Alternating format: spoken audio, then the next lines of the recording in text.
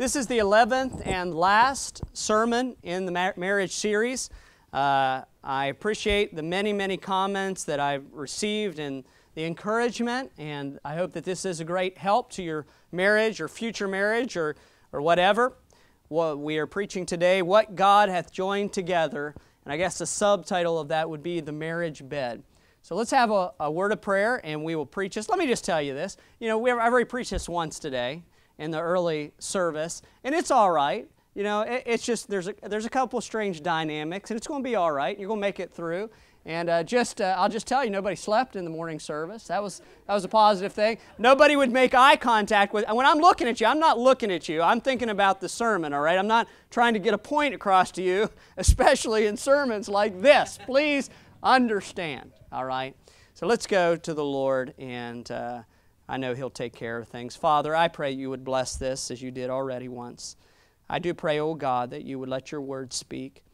I ask, oh Father, that we would not just think we know what You're like, that we would not guess what we should do, but we would follow the patterns of the Word. Lord, I do pray that You would keep every mind focused today. I pray that we would go only as far as the sermon goes.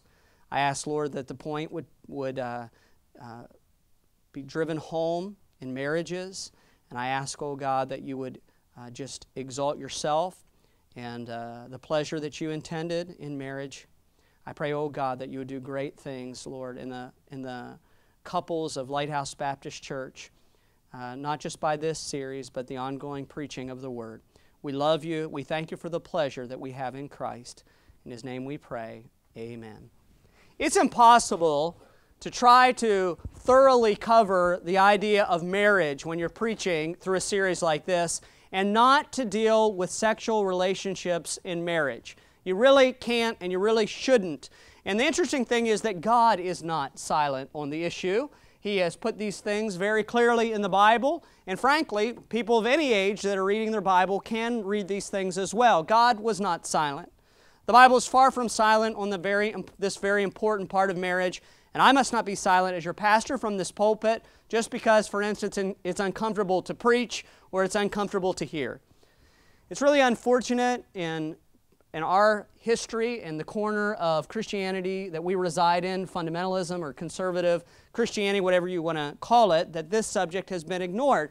Because as I stated, the statistic at the beginning of this marriage series, that of all religions, conservative Christians, fundamentalists, have the highest divorce rate among all religions, including atheism and agnosticism. And that is a shocking thing.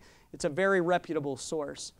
You know, part of it, I think, is because, in a very prudish way, going beyond and to the right even of God's Word, we have silenced our mouth as pastors to preach on subjects like this. And I don't think it's right. Our culture grows more and more sexually distorted, and there needs to be voices that say this is right according to God and this is wrong. I've related every message in this series to the great message of Christ in the church, the great bridegroom, Jesus Christ, and His wonderful bride that He takes and will make glorious, and that is you, born-again believers that are here today. And I guess the question is, where does sex come in that picture? Maybe you won't even allow your mind to think of such things, but I think it's okay to think of that and to be concerned about that, because everything that we know about our marriages, we're supposed to look, Ephesians 5, at Christ in the church. The marriage bed greatly illustrates the intimacy that Christ wants to have spiritually with His bride, each believer here. I don't say that in any kind of dirty way. He wants the relationship with you to be exciting between you and Him, wholehearted, an intimate bond that brings rejoicing to your life, something that is very real between you and Christ. It is real spiritually by faith, no physical matter, and please understand I'm not talking about any weird stuff here. Christ wants His relationship with you to be very dynamic. That begins the day that you join Christ in salvation and you're bonded with Him. He is your groom and you're His bride. It is maintained continually and faithfully as you abide in Him, as you draw strength from Him, as you draw nearer to Him personally and faithfully in a relationship of Christianity, of faith, that intimate, continual maintenance bond There is an intimate bond with Christ beyond the trappings of coming to church and beyond the trappings of religion. And I would pause here and just say this. If you do not have that intimate relationship with Christ, that is, you do not know that you're joined to Him by believing on His death and His resurrection in your place to take the penalty of your sin, I would beg you that you would come at the end of the service and talk to a pastor, talk to me, and just say, I don't know what you mean being joined to Christ. It is by faith that I believe that He was dead, buried, and rose again. And that was God's punishment. The wrath of God poured out upon Him instead of me, so that I don't get hell forever because He took it on the cross. When I believe on Him, the Bible says that it's Christ in me, the hope of glory. Christ comes within me. He joins in me when I trust Him, and I believe His gospel. He is one with me. Like a husband and a wife, He is one with us forever and ever in salvation. A real relationship that is maintained. A daily drawing closer together, a growing in sanctification, that I am bonded closer and closer and closer until that day that I will be like Him, because I'll see Him as He is, and forever we will dwell as one, co-inheritors of heaven. That's what the Bible says. That is the wonderful bond between us and Christ. This intimacy between us and Christ is illustrated by the marriage bed. You may not realize how important physical relations are in your marriage or in your future marriage. In an article that polled 1,500 men with the question, why did you get divorced? 30% of those men give an answer that dealt specifically with problems in their marriage bed. According to DivorceGuide.com, its top 10 reasons for divorce. This is a site that is dedicated to learning about divorce and helping divorcees. According to their top 10 reasons for divorce, the very first reason and the very fifth reason deals with sexual relationships or the problems in it between husbands and wife. That is 2 out of 10 deal with the marriage bed. God is not silent in His Word, and we need to preach these truths. So turn again to 1 Corinthians chapter 7 that we read, and we are going to work through these verses, and we are going to give the sense of them and try to see exactly God's mind on the issue. 1 Corinthians 7, let's stand again as we read these 5 verses to refresh them in your mind. The Bible says, 1 Corinthians 7:1, Now concerning the things whereof you wrote unto me, it is good for a man not to touch a woman. Nevertheless, to avoid fornication, let every man have his own wife, and let every woman have her own husband. Let the husband render unto his wife due benevolence, or unto the wife, and likewise also the wife unto the husband. The wife hath not power or authority of her own body, but the husband. And likewise also the husband hath not power of his own body, but the wife. Defraud ye not one the other, except it be consent, or with consent for a time, that ye may give yourselves to fasting and prayer, and come together again, that Satan tempt you not for your incontinency. You may be seated. There had been this letter in verse 1. Look at it there in your Bibles. There had been this letter that they wrote to the apostle asking him a very simple question. What was God's view of sex? What is God's view?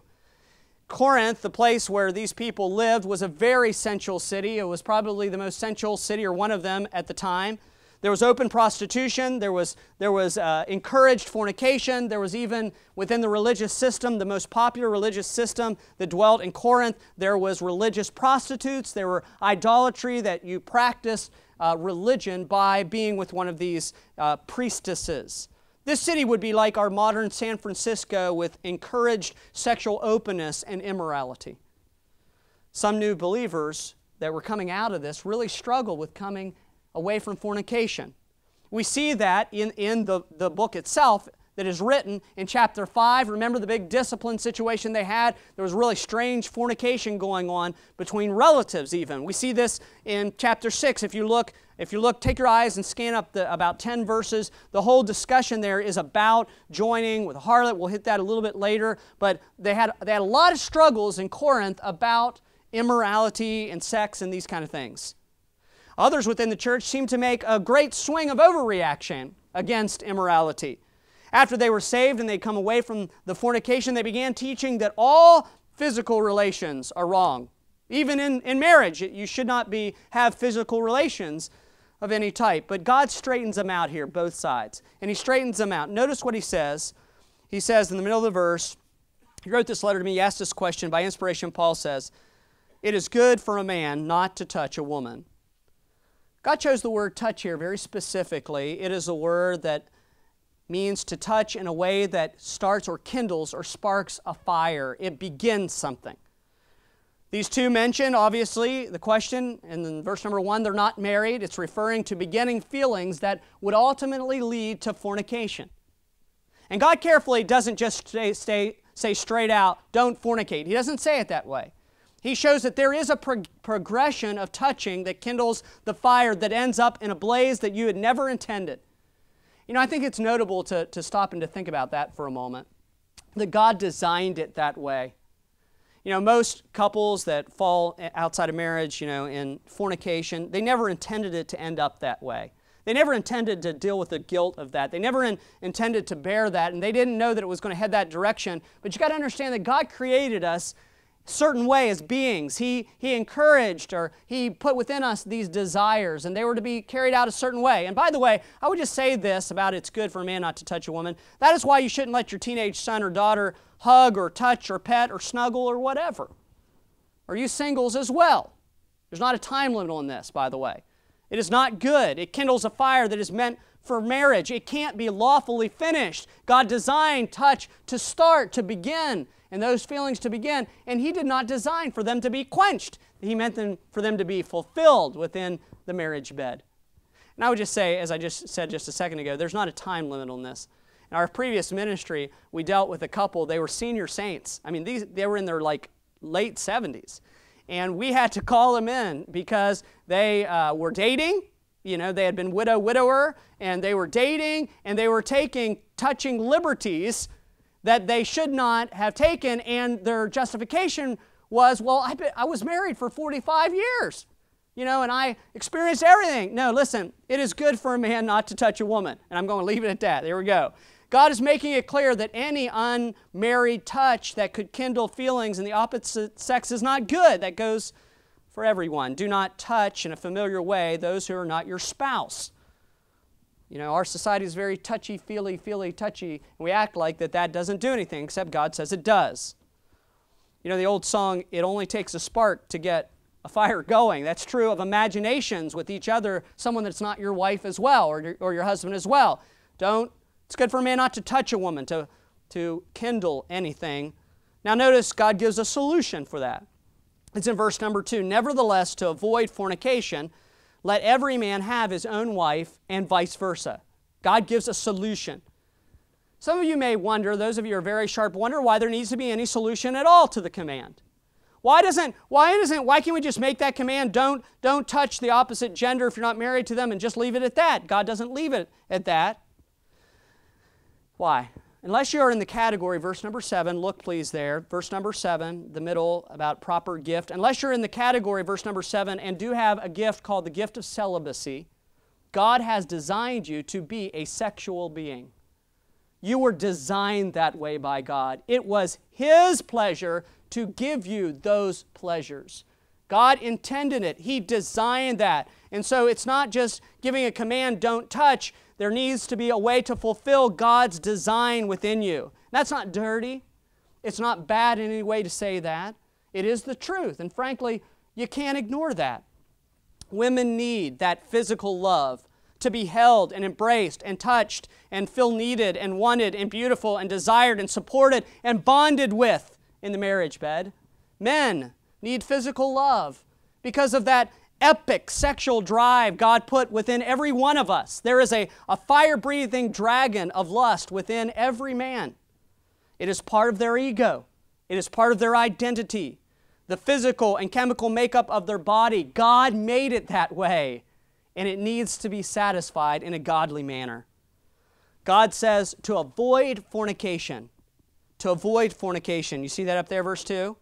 He means these people in verse number 1 are going to fornicate if they continue to be attracted in proximity to each other, whether they're going to touch or not. If men are around women, the feelings are going to rise.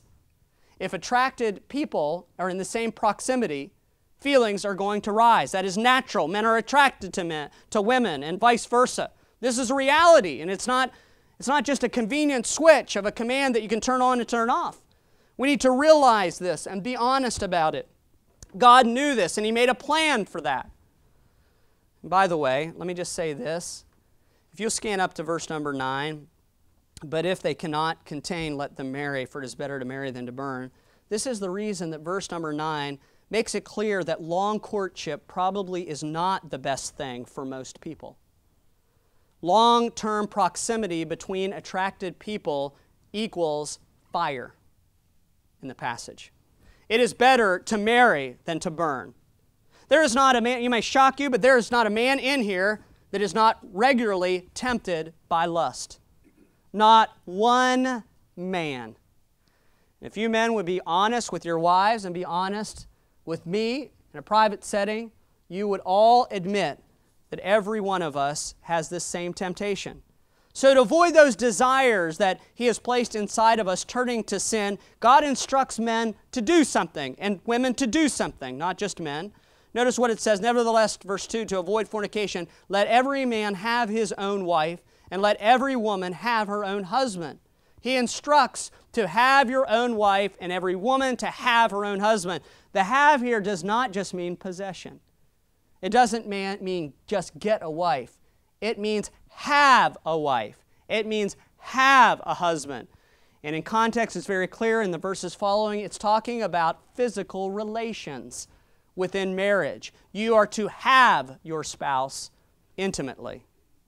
The marriage bed is God-designed. It is God-ordained flesh fulfillment and satisfaction. And we need to realize this. We need to obey the command. God created so great a pleasure for us to richly enjoy. It is not functional. It is ordained gluttony that God Almighty, the God of all pleasure, decided to give as a great good gift to His children to help their joy on this earth, to help their Christian joy. It was ordained by God. It is not to be tolerated. It is to be relished. It is to be delighted in. It's to be maximized. Consider the teaching of 1 Timothy 6:17. It's talking about money here. Charge them that are rich in this world that they be not high-minded, nor trust in uncertain riches, but in the living God. And then he puts on this comment. God, who giveth us richly all things to enjoy. Apply that to the marriage bed. Who giveth us richly all things to enjoy. Most believers do not understand this or live it out. God gave us the possessions and the gifts and the blessings of our life to richly enjoy to the fullest, as pleasures from a loving Father. And that includes, and is probably greatest typified, in the sexual relations of our marriages. We are to richly enjoy the marriage bed as a gift from God. Not a functional thing, but an enjoyment thing, a pleasurable thing, a great gift from God. Do we understand, for instance, Hebrews 13 verse 4 when it says, marriage is honorable in all, and the bed undefiled. But whoremongers and adulterers God will judge. 9 times out of 10 when you hear a preacher preach that verse, he's preaching the last part of it because he doesn't want to deal with the first part of it. Marriage is honorable in all, and the bed undefiled. What are you saying, preacher? I'm a little thick. Help me out here. Marriage is honorable in all. The context is the marriage bed in all ways. It honors God, that you satisfy yourself and your spouse. In all ways, it honored God. There is nothing out of bounds or defiled that can happen in the marriage bed when enjoyed between a man and a wife. And let me just say it this way so everybody understands that what I'm talking about. That doesn't mean that it is lawful in marriage to bring in third-party kind of stuff, like pornography or things like that. That's out of bounds. That's not within the bounds of marriage. But it's the full fulfillment between a man and his wife. There is a respected author and commentator and a marriage counselor for many years. He's now with the Lord. His name is Dr. Walter Fremont. Some of you have read him. He was a professor at my alma mater. And his commentary on this phrase, marriage is honorable in all and the bed undefiled, his commentary on that is this. he often said this before couples retreats or whatever. He says, this is what this means. If it turns you on to do it from the chandeliers, do it from the chandeliers. Now, he was like 50 years my senior when he was saying that. However, God intends great pleasure in the marriage bed, and that is honorable, and that is undefiled, and that is a good thing and a great pleasure that He wants you to entertain in order to bring pleasure to your Christian life and joy to your Christian life. And there's nothing wrong with it. Marriage is honorable and all. Couples, spice it up. Use variety. Don't be afraid of imagination or new things. Men are bombarded every day with the culture of immodest women, stoking the fires of lust and imagination inside of them. Everywhere we go, guys, everywhere we go. It's impossible to walk down the aisle at Christiana Mall without seeing things that immediately kindle fire. Ladies, it's impossible for a man to walk straight down through Victoria's Secret and be unaffected. It is not possible. Unless you're dead. You probably should go to the doctor. Men are moved by these imaginations. They're moved by sight primarily. Women think that these other women, the ones that allow themselves to be photographed, the ones who wear immodest clothing, tight clothing, cleavage showing, whatever, they think that they're being admired. They think that it's a good thing when men look at them because they're thinking that they're valuable. Not at all. They're not being admired. They're just lighting up inappropriate, uncontrollable lusts within any man that sees her. And putting a skirt on a pig would probably attain the same kind of thing. You add to that billboards. I'm just telling you truthfully what God, I'm being honest with you. And so I'm trying to also, I'm just being honest with you. I'm your pastor. We've known each other for a long time, 9 years now. Almost. Yeah, something. We have a lot of mileage, and I'm talking to you seriously. Something that will help your marriage. You add to that men seeing billboards and sensual advertising and memories and imaginations and TV and internet, whatever, turning on inward God-created good desires, and it's obvious that those men need a godly place to satisfy their passion. That fire-breathing dragon within them needs to be satisfied in a godly place, in a godly way. Ladies, your often tempted man is not a pervert. He is filled with lusts that are turned on by sight that need their proper God-given place of fulfillment, and you need to turn him on by sight and passion. On the other hand, women need the stability of being loved. They long for someone to value them and to hold them and to be strength to them and to call them beautiful and to treat them beautiful in admiration and respect. They are moved not as much by sight, but also by touch. And they need long, loving, meaningful embraces and patient touching that leads to their fulfillment. Listen, men, women need to be fulfilled as much as you do in the marriage bed. Dwell with them in the knowledge of how to do that. They are creatures of touch. Embrace them. With time and great patience, learn to dwell with them this way. Women should be fulfilled every time, just like men. Why did God give this gift of sex in marriage? I mean, if He knew that Satan was going to totally bend it around and distort it, why would he even do it? By the way, let me just tell you, Satan hates God. Satan hates Christ. And every beautiful thing that God makes, he tries to distort churches and music and sex. He wants to get back at God who would not give him the throne. God gave men and women powerful, powerful passions and desires within us to use that power to bind us closer and closer and closer in our marriage as the years roll by. The marriage bed is to draw us closer, listen to this, than words ever could. There's only so much that you can say. It is a joining, the marriage bed is, a joining beyond words. Look at the chapter before, 1 Corinthians chapter 6, and beginning in verse number 15. It says, "Know ye not that your bodies are the members of Christ?" So it's talking here in the context of someone being joined to Christ, a Christian. "Shall I then take the members of Christ and make them the members of a harlot?" Now he's talking about believers, Christians. And he's talking about that should they involve themselves in adultery or in fornication outside marriage. God forbid. What? Know ye not that he which is joined to a harlot is one body? For two, saith he, shall be one flesh. But he that is joined unto the Lord is one spirit. Flee fornication. Every sin that a man doeth is without the body. Listen to this. This is great truth. That he that committeth fornication, that act of sex, sinneth against his own body. Verse number 15 and 16, God states that sex joins two people in a mystic, deep way, and that is why a child of God should never participate in fornication outside of marriage with a harlot. If you have joined yourself to Christ in salvation, how could you ever join your body to a harlot in fornication? That's the point being made there. Physical love bonds. There is a mystic, deep, beyond words bond. Bonding, joining of passions of the body is what God designed to make our marriages thrive and to be joyful and exciting until death do us part. It is the bonding that pulls us closer and closer and closer together over the years of being one. It strengthens the one flesh, each time we bond together. Now, down in our 1 Corinthians 7 passage, God begins in verse number 3 to talk about sex in an obligation way. Notice what he says. It says, let the husband render unto the wife due benevolence, and likewise also the wife unto the husband.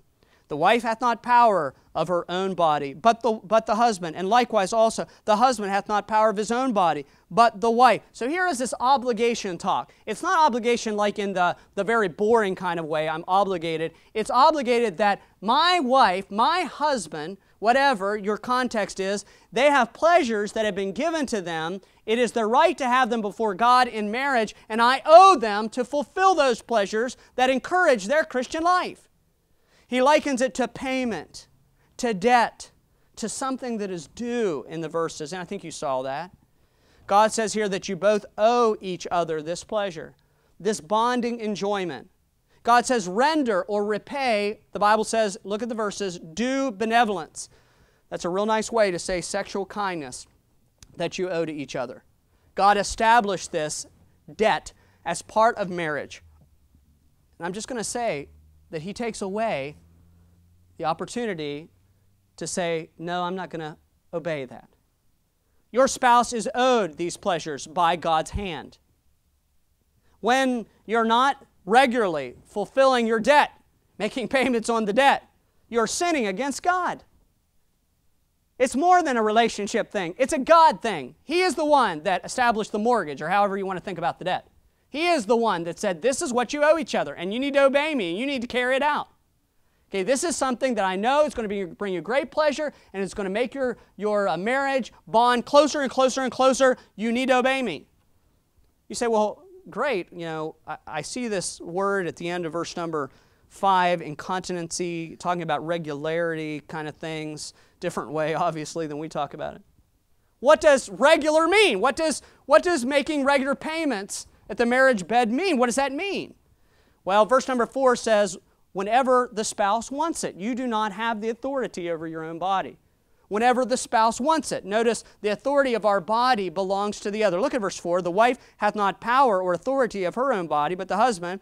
And likewise also the husband hath not power of his own body, but the wife. We don't have permission or authority from God to say no to the other. In fact, God calls it fraud. Look at the first word of verse number 5. Defraud not. Okay, He calls it fraud. You're stealing from your spouse. If you hold back your body from loving them regularly, you are stealing from them pleasures of life and of their Christian life to be helpers of their joy that God gave to them. You are stealing it from them. If they don't ask, you're giving authority to the other one. If they don't ask, or they don't want to ask, there are deeper issues in your marriage that should be worked out. If they don't ask or they don't want to ask, there are deeper issues. And I understand that sometimes those are medical issues. I understand that. I understand the changing of seasons. I understand where we are, different ages in life and things like that. But please understand that most of the time, even to, getting very old senior saint, that most of the time, issues like that are issues of communication and something between you and your spouse. They're not issues medically. Most of the time, they are issues that need to be worked out of hurt or bitterness or something you're holding against your spouse. If you don't want them to ask and you don't want to ask, there's something wrong there that needs to be worked out spiritually and in your marriage. I also want to say this here and get beyond this very quickly to my own embarrassment. I understand medically that it is not possible always to do things in a full way. But there are other ways to satisfy your spouse, and you need to engage in the best that you can to fulfill and to satisfy your spouse if it is not possible to fully satisfy them the way the Bible talks about in sexual relations. So let's apply this thing about if I hold back that I'm defrauding. What does that mean? So apply this. It's wrong for you to use words like, I don't feel like it, if there is no medical reason, real medical reason. It is wrong to act bothered or that you're doing your spouse a favor if you love him or her. That attitude is sinful and wrong. Or that it's too much trouble. No, that's called stealing in verse 5. You're defrauding them. You're defrauding them and the pleasure that God gave them. You're stealing from them and God. And it causes deep wounds of hurt and rejection in your spouse as they wonder why you don't want to be intimate with them. You need to choose to give yourself willingly and excitedly all the time in the marriage bed. You need to choose that that is something that is going to be part of your life, that you're excited about it. God gave your body to your spouse, not to yourself, to your spouse. And you need to be very, very, very willing, a very, very willing debtor to them anytime and always. This mutual power also speaks this giving that God gave the authority, the power to the other. This also speaks of learning how your spouse wants to be loved and wants to be satisfied and loving them that way. They have power over your body, and that is good, and that is clean, and that is wonderful. And you need to communicate and understand how, since you're a debtor to them, you're like a slave to them, how that they want to be satisfied. By the way, we have a couple visitors here. We never preach like this. We never preach like this normally. If you're come more than today. That's all I'm going to tell you, okay? Now, as you say, Pastor, I could never communicate with my spouse that way. I could never have a conversation. Hey, you're going to be all right. First time talking may be hard for you. It may be real embarrassing to you. You just need to talk about this. Some of you need to go home this afternoon. Get away from the kids, whatever, and you need to talk about this openly. It's going to be all right. You can do it. It's not selfish to do it. God gives you the authority to talk about it. Understand your spouse has power over your body, and that's a good thing. I would just like to make another note about willingness and excitement for a little bit. That needs to be communicated all the time, not just at the moment of the marriage bed. It's not like all the rest of the time you're dead as a doornail towards your spouse, except when the marriage bed comes, then you got to turn on some switch, whatever. It should be communicated all the time that you are willing. Frisky talk in marriage is a good and a healthy thing. And yes, I do have that written in my notes right there. It's a good and it's a healthy thing. Well, Pastor, we just don't have, we're very mature in our marriage, and we don't have that kind of frisky talk. We don't need that kind of thing. There's another word for your marriage, and I've used it before in the series. It's called dead. It's called a dead marriage. This is God's plan. This maximum fulfillment is God's wonderful plan. If you don't believe that, we're getting to the book of Song of Solomon. Okay? Now listen to me. I'm going to tell you a funny story, and I hope I don't embarrass my wife. A couple months ago, this was only a couple months ago, all right? I came home after work, whatever. I was coming in, and I had my bag here, and I had my phone here, and Amy opens the door, and there she is, and I stepped in the door, and I kissed her, and we talked a little bit, and, we're talking a little bit. We're talking a little bit, okay? Talking a little bit. So anyhow, we talked a little bit, and I looked down, and I had pocket called Mr. Rudy. And I had been on the phone with Mr. Rudy for almost 2 minutes as I talked friskily to my wife. The next time that I talked to Mr. Rudy, he said, "Hello, Pastor." That is a true story. He still won't tell me how much he heard or he didn't hear, so enough of that. I want you to notice that the only exception to this very willingness and this regular kind of love with your spouse, the only exception to that is found in verse number 5 with a spiritual fast. Notice what it says, "Defraud ye not one the other, except it be with consent for a time, that ye may give yourselves to fasting and prayer, and come together again, that Satan tempt you not for your incontinency." So here is mentioned that there is an exception to this regular, constant, willing kind of love, and it is this matter of fasting about something. You know, as I read this, honestly, I feel kind of unspiritual because I don't think that this ever really happens very much in our culture and our generation of believers, but it should happen more, that you're so burdened with something that you're not just going to fast and pray and eat and not eat, but you're also going to abstain from relations with your spouse. You're going to give up all pleasures because you're praying through maybe somebody getting saved, or you're praying through some financial need that you have, or some great burden on your heart. And I just think it is great that these people in Corinth were so spiritual that this was a very real thing that needed to be said, and that obviously should be done. But when it is done, it should be done with consent, the verse says. That both of you should understand what's going on, and it should be a short time. You say, how do you know a short time? Well, as long as you can fast. You know? It should be done a short time, not a long time, that you're not with each other in the marriage bed. Why? The Bible says very clearly, if you do not come back together very quickly, the last part of the verse is very clear, that Satan tempt you not for your incontinency or your regular love-making, your regular marriage bed. He is going to, if you ignore that, if you do not do that, guaranteed Satan is going to attack each of you, tempt each of you in a specific way. There is the realization here again that we are sexual creatures and God made us for this physical love within the bounds of marriage. Incontinency. God wants it to continue. It's turned on at marriage. It's fulfilled in marriage. If we don't fulfill our spouses, Satan will tempt them to be fulfilled another sinful way. I think we need to realize this. You say, how's that, Pastor? What would Satan do? Well, perhaps make them content with coldness. Content with being unfulfilled. We call that bitterness. Bitterness. Or perhaps Satan would tempt them with self-fulfillment of pornography or whatever. Romance novels, soap operas, adultery, fantasies, where you're living out what should be happening in your marriage bed. You're living it out virtually. Satan is tempting you. He's taking you to another place to fulfill those dreams. Jack Hyles used to preach a sermon entitled, "If you don't love your spouse, someone else will." I'll just tell you that if you are not giving your spouse the fulfillment God intended in this passage and other passages, the whole book of Song of Solomon, if you are not giving your spouse that fulfillment, you're stealing their joy in that gift from God, or they are getting it elsewhere. They are getting fulfilled elsewhere. God says, beware. In the last part of verse number 5. Regular intimacy is a need. It forms a deep bond. It is a command of marriage. There's no choice here. There's no choice.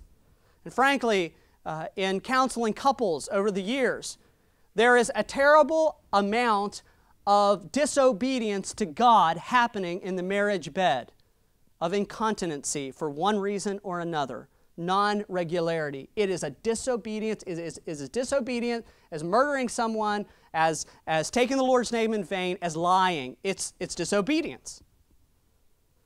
The abstinence here in verse 5 seems to be very short. As I said, only as long as a fast.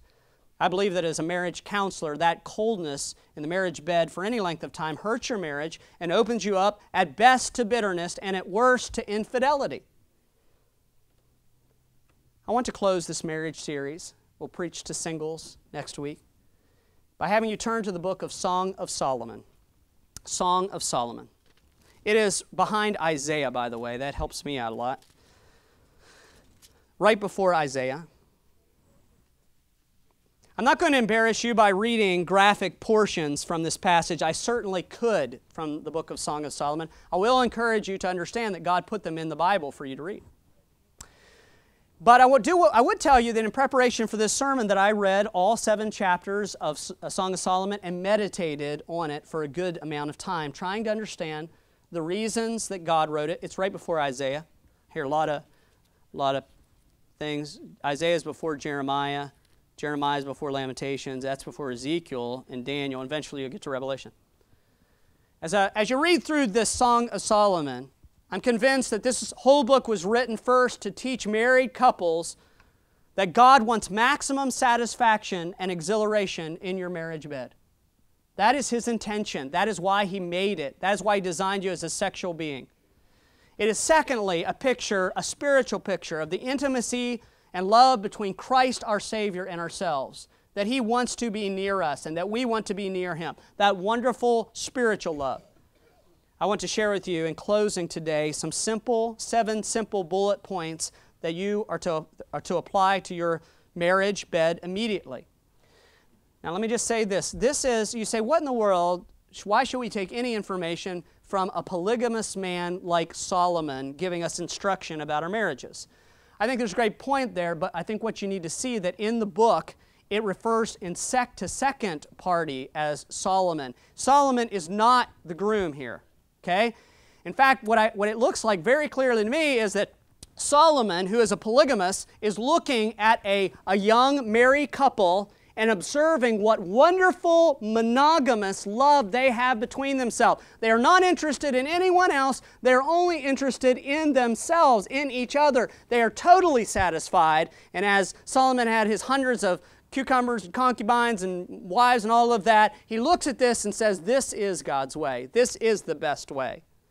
And so these points are from all the chapters. It's very easy to pull these points out. I just want to rehearse them with you. Number 1. All the senses are involved in this couple's physical love. All the senses are involved in their marriage bed.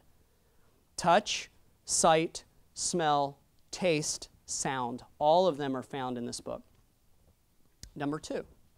The groom sees and describes the bride in great detail. He is very moved by the sight of her and by rehearsing all about her in graphic detail. Number 3, and by the way, I just say that for the help of our women to understand how important sight is to your husband. Number 3, the bride describes her beloved, but speaks more of his touches and of his embraces. She does describe him, but the emphasis seems to be on touches and embraces, and that goes right along with what we preached. Number 4, both thoroughly focus on and enjoy every inch of the body of the other. This is significant instruction for full enjoyment of marriage love. God made all the body for marriage enjoyment. Number 5, there are graphic instructions in the verses too detailed for me to preach.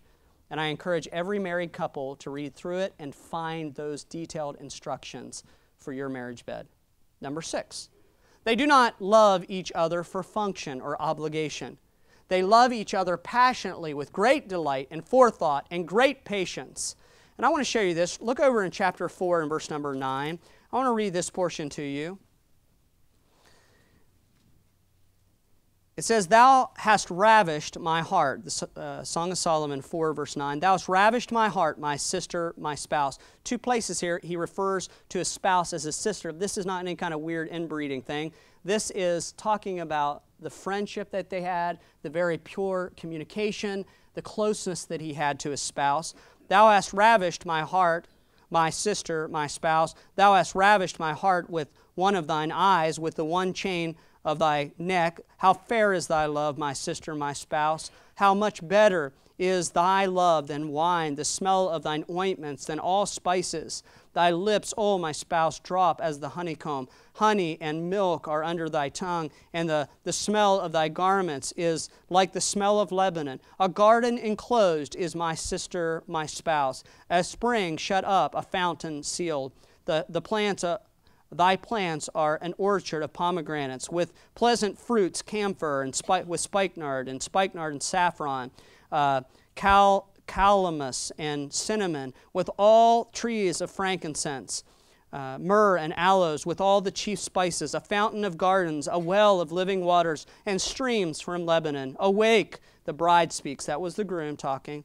Awake, O north wind, and come, thou south. Blow upon my garden, that the spices thereof may flow out. Let my beloved come into his garden and eat his pleasant fruits. Do you hear the passion there? I mean, it's humongous. It's great passion. I would ask you, is that in your marriage? Is that in your marriage? You need to strive for that and remove anything that is hindering that kind of passion. Number 7, the last point I would make is the many terms used throughout the book. Fruits, ointments, fountain, garden, spices, jewels, etc. They're only very lightly veiled description of the body and of what happens in the marriage bed experience. It's very easy for any adult, any married, to understand what's going on. These are synonyms for graphic love instruction for couples, and I would highly encourage you that you would think them through and read them through together and understand that the flowery language is very lightly veiled, that you can totally understand what's going on there. I want to end this sermon today and the marriage series with this. God wants you to have an abundant marriage, and having an abundant marriage bed is a big part of this. You have listened so very well, all of you, through the marriage series, and I've had good responses and things that you're working on, and that is tremendous and it's wonderful. But I preach you this message equally with all the other sermons, as thus saith the Lord. You need to obey it, married couple. You need to understand the pleasures that God intended for you to have in marriage. You need to understand that your bond needs to be strengthened and strengthened and strengthened and strengthened more with your spouse, and the marriage bed is necessary. The regular marriage bed is necessary for that. I pray that the Lord takes this and that the Lord allows you to obey it and strengthens your marriage to be extremely strong.